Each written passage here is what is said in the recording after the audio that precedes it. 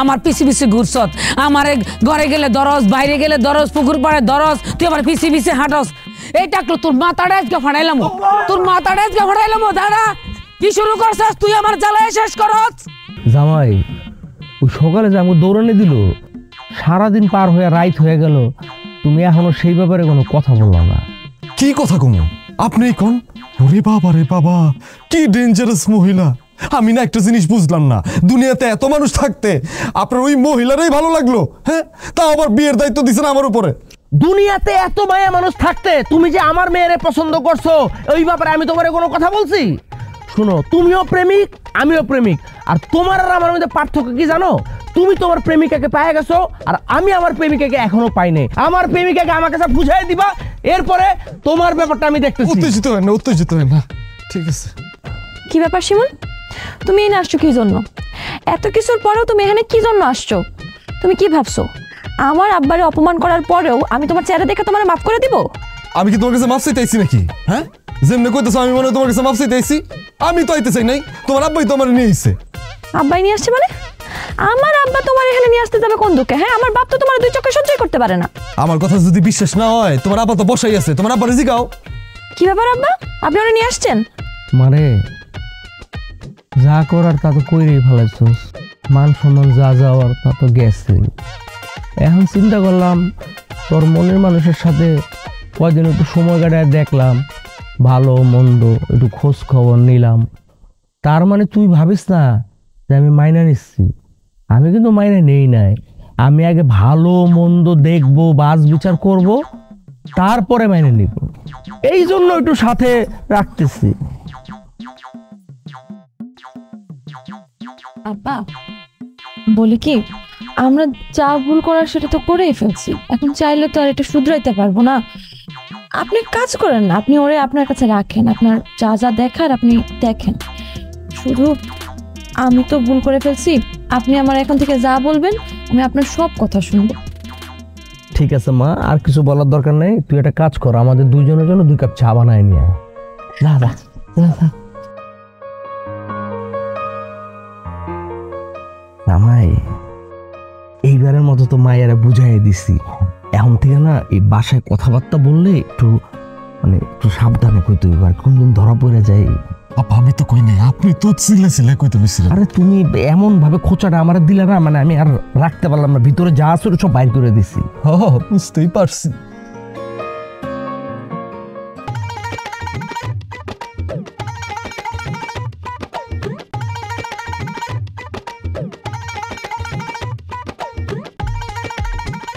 আসসালামু আলাইকুম আম্মা জান।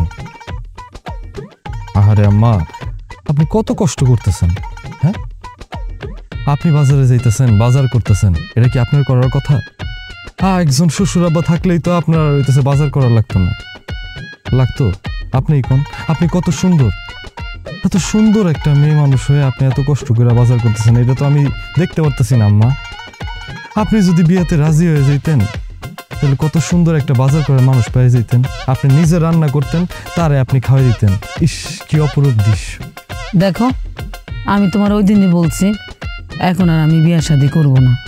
আর সত্যি কথা, পুরুষ মানুষকে আমি বিশ্বাস করতে পারি না, আমার কোনো বিশ্বাস হয় না। আরে আম্মা, উনি কি ছেলে নাকি? উনি তো একটা পুরুষ, উনি সুপুরুষ। আপনার আগের জামাই কি করছে না করছে এইটার জন্য আপনি উনারে শাস্তি দিবেন কোন? উনি তো ভালো মানুষও হইতে পারে, আপনি একটাবার সুযোগটা দিয়ে দেখেন না। আম্মা দেখেন, আপনার লেগে খুব আমার খারাপ লাগতেছে, আপনার এই কষ্ট আমি দেখতে পারতেছি না।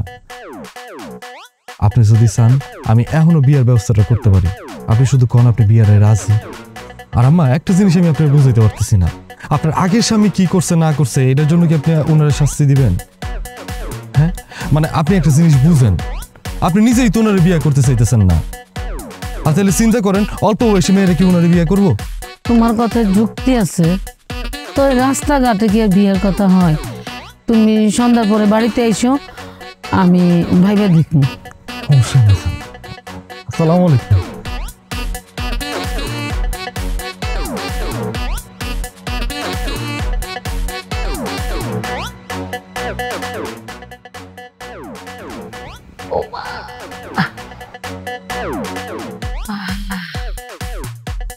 লাগো আম্মা আম্মা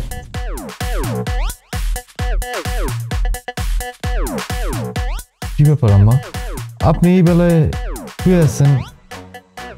হইছে? সারাদিন এত কাজ করছি, এই যে রান্না বান্না, হাট বাজার, তারপর গরু ছাগল মুরগিরে খাওয়ান দাওয়ান, আবার একটু ধানও বাঁধছি, এই জন্য পাটা একটু ব্যথা করতেছে। একলা মানুষ তো, এই একলা মানুষও তোর পেটে বোঝে না, খিদে তো লাগে, কাজ তো করুন লাগে। আচ্ছা তুমি আইছো ভালো কথা, আমি তোমার পোলার লাইন দেখি যে তুমি তোমার শ্বশুর নিয়ে কি জন্য আইছো?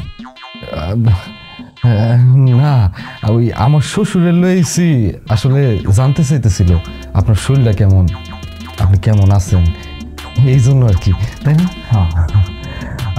কিন্তু আমি আপনার কতবার করে কইলাম এই বয়সে আপনার কাজ করার কোনো দরকার আছে কোন? আপনি এখন খাইবেন, আরাম করবেন, ঘুমাইবেন। আপনি যে কাজ কাম করেন আমার একটুও ভালো লাগে না, আমার খুব কষ্ট লাগে, আপনার লেগে অনেক মায়া লাগে। আচ্ছা আম্মা, আপনি কই ব্যথা পাইছেন একটু দেখেন তো। এই জায়গায়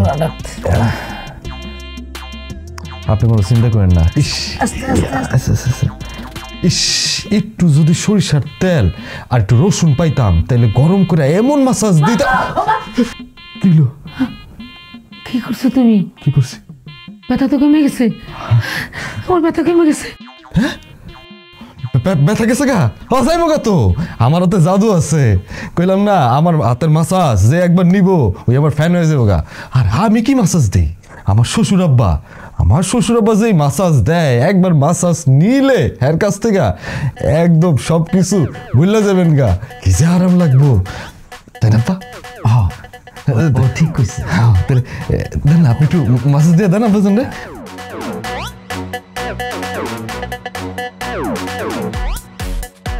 ভালো করে খুঁড়ে সরেন সরেন, এখন যদি না সরেন আমি কিন্তু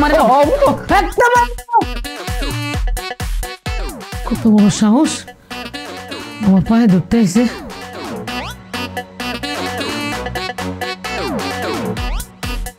আচ্ছা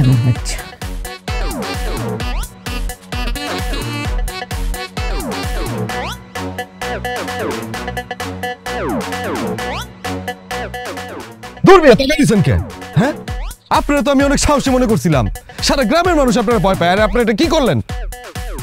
কত সুন্দর করে আমি আপনারা কইলাম যে আব্বা মাসাজটা কইরা দেন, এটাও বুঝেন না আপনি। আপনার নাকি হাত কাঁপে, এটা কিছু হইলো? এখন আমি কি করবো? জামাই, আমি সাহসী, এটা ঠিক আছে, গ্রামের মানুষ আমার ভয় পায়, এটাও ঠিক আছে, কিন্তু হয়েছে কি, ওই যখনই মাসাজ করার আগে হাতটা দিলাম না, হাতটা এরকম কাইপা উঠলো, বুকের ভিতরে কেমন যে করতেছিল তোমার আমি বইলা বুঝাইতে পারলাম না, আমি একদম ভয় পেয়ে গেছি। এখন আমার আর কিছু করার নাই, এখন যা করার তোমারই করতে হইব। কি যা করার আমার করার লাগবো? হ্যাঁ, হয়তো আমি নিয়ে বসছেন, আমি যা করার আমার করার লাগবো, যা করার তো আপনি করে ফেলাইছেন, আমার আর কি করার আছে? আমি নিয়ে বসছি, ভালো লাগে না কোনো কিছু, হওয়া জিনিসটা আমার পুরো শেষ করে দিবে। তুমি আব্বার সাথে এরকম চিল্লায় কথা বলতেছো কি জন্য? হ্যাঁ, আর আব্বা, আপনি বা তার এরকম চিল্লাচিল্লি সহ্য করতেছেন কেন আমারে বলেন তো? আরে মানে আব্বার কি কইব, আব্বা আমার হঠাৎ করে কইতেছিল তার নাকি পেঁপে খাইতে ইচ্ছা করতেছে। আমি কইছি আব্বা কোনো টেনশন করেন না, কালকে সকালে আমি আপনার জন্য পাকা পেঁপে বাজার থেকে আইন না দিব। আব্বা কয় না, আমি তো বাজারের থেকে আনা পেঁপে খাবো না। আমি তাহলে আপনি কোন পেঁপে খাইবেন? ওই যে আমাগো দুইটা বাড়ি পরে যে বাড়িটা আছে না, ওই বাড়ির মধ্যে নাকি পাকা পাকা পেঁপে আছে গাছে, চুরি কইরা পেঁপে খাইব। আমি কইলাম এটা কি কইতেছেন আব্বা? কয় হ, তুমি আমারে কও বউ, আমার শ্বশুর আব্বা যদি আমার কাছে এরকম একটা আবদার করে আমি কি না যায় পারি? হ্যাঁ, আমি তার সাথে গেছি, যাওয়ার পর আমি এরা কইছি যে আপা গাছে উঠা পাকা পাকা পেঁপে আপনি পারবেন, হাত দিয়ে টিপ্পা টিপ্পা দেখবেন। তো ঠিকই এসে উঠছে, উঠোনের পরে আমার কইতেছে জামাই আমি তো টিপ্পা দেখতে পারতেছি না, টিপ দেওয়ার আগে আমার হাতটা কেমন জানি কাঁপে। আমি ধরবি, আপনি কি কইতেছেন? নামেন আপনার কাছের থেকে। মারে হয়েছে কি, ওই যে ছোটবেলায় ওই মানুষের বাড়িতে পেঁপে চুরি করতে যাইতাম, তো আজকে হঠাৎ করে মনে পড়ে গেল আর কি, এই জন্য জামাইরে নিয়ে একটু গেছিলাম। আমি তো চাইলে পেঁপে বাগান দিতে পারি, কিন্তু নিজের পেঁপে বাগানের পেঁপে খায়া অত মজা লাগে না, এই জন্য গেছিলাম। ছি আব্বা ছি, এই বয়সে আপনি পেঁপে চুরি করতে গেছিলেন কেন আব্বা? আল্লাহ কি আপনারা টাকা পয়সা কম দিছে? আপনি তো চাইলে একটা পেঁপে বাগানই কিনতে পারেন, আপনি চুরি করতে কেন গেছেন? ওইটাই আর কি, মানে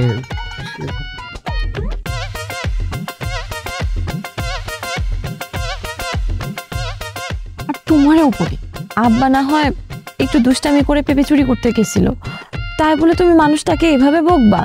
এভাবে কেউ শ্বশুরের সাথে আচরণ করে? তুমি আমাকে বলো তো। আর এখানে বকাঝকার কি আছে? হ্যাঁ, সে আমার বন্ধু মানুষ, তার লগে আমি একটু একটু ফাইজলামি করতেই পারি। কি বললা?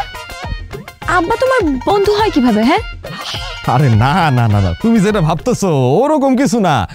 আরে আমরা মানে শ্বশুর জামাই না, তাই একটু ইয়ার কি ফাইজলামি করি আর কি, ওইসব নিয়ে তুমি চিন্তা করো না। আচ্ছা এইসব নিয়ে ভাবা লাগবে না, আসো ঘরে চলো।